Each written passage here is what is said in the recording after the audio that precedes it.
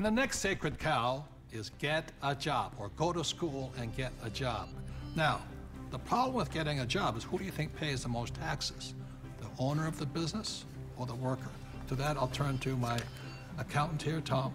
Well, it's clearly the employee who's paying the most taxes. And you know, I started as an employee right out of school, and I was paying high taxes. Even though my job is to reduce taxes, I was paying high taxes. And then I started, I know, ironic, isn't it? and then about 15 years ago, I started my own business. I started my own CPA firm, and I was now self-employed, and I was even paying more taxes. So it wasn't until I started acting like a bigger business and was really a significant sized business that I started paying less taxes. And it's because it's the business owners, and it's the entrepreneurs, and it's the investors, the active investors, that really pay the least amount of taxes. Time out. During this program, you'll hear a lot about E, S, B, and I, also known as the cash flow quadrant. E stands for employee. Employees have a job. S stands for self-employed small business or specialist, like a doctor or lawyer. These people own a job. B stands for big business, 500 employees or more, and these people have other people working for them. And I stands for an investor, and investors have their money work for them. Now, my poor dad always said to me, go to school and get a job, and he wanted me to become an employee or a specialist like a doctor or a lawyer. My rich dad said, if you want to be rich, you have to be on the business owner or the I side. And that's the difference between my rich dad and my poor dad. If you look at the cash flow quadrant, you have the E, S, B, and I. The people that go to school are on the E and the S side.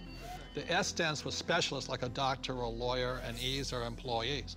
But doctors and lawyers pay the highest taxes, right? Oh, by far. It's those people that are self-employed, because not only are they paying the highest income taxes, they also get the privilege of paying Social Security taxes and Medicare taxes on everything they earn.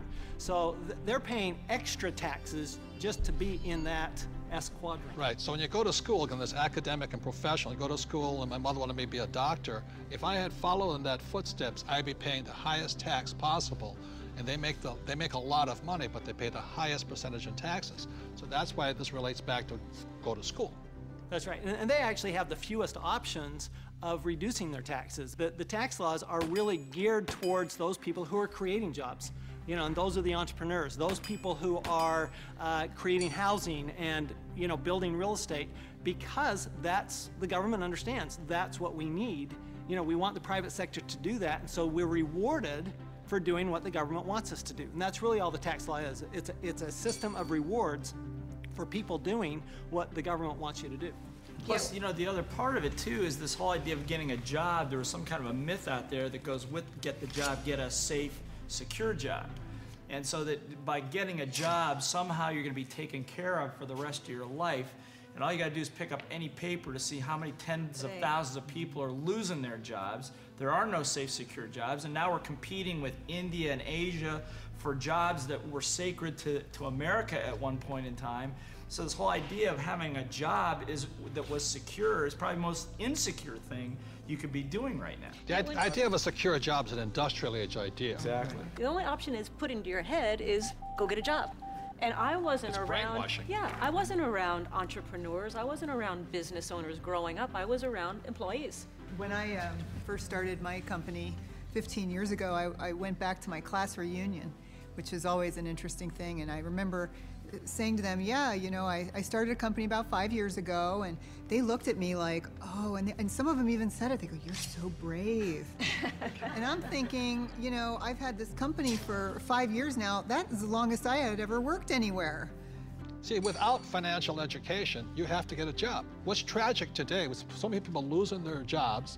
They go back to school to get another job, but they're now competing with their kids. You know, that's insanity. So we're not saying jobs are bad. We're just saying as entrepreneurs, our job is to create jobs. The government doesn't really create jobs. They need more entrepreneurs. I didn't even know there was another option growing up. I didn't know there was another option. I didn't know. I thought all you could do was get a job. So again, it's not right or wrong to be an employee, but I'd like to know what my options are. Right, because when you were in school, did they say go to school, get your diploma so you could become an entrepreneur? No. I mean, you'll never hear that in the school system. No, they said work your way up the ladder, get the bigger Get a better paycheck, get a job. better Go to college job, to get a higher better pay. job. But you're right, job is the only option that you'll hear in school as a rule. And job stands for just over broke, you know? To me, the real issue with the job is it's the highest risk profession you can have because you only have one client. Now, when I started my business 15 years ago, it was after being fired from a job. And what I recognized was that, I had no control over my life because I had one client. That was my employer. Whereas now I have hundreds and thousands of clients. One client fires me, it's not the end of the world. Now my risk has gone down considerably, almost to nothing. Where when you have a job, I mean, it's just a high risk play.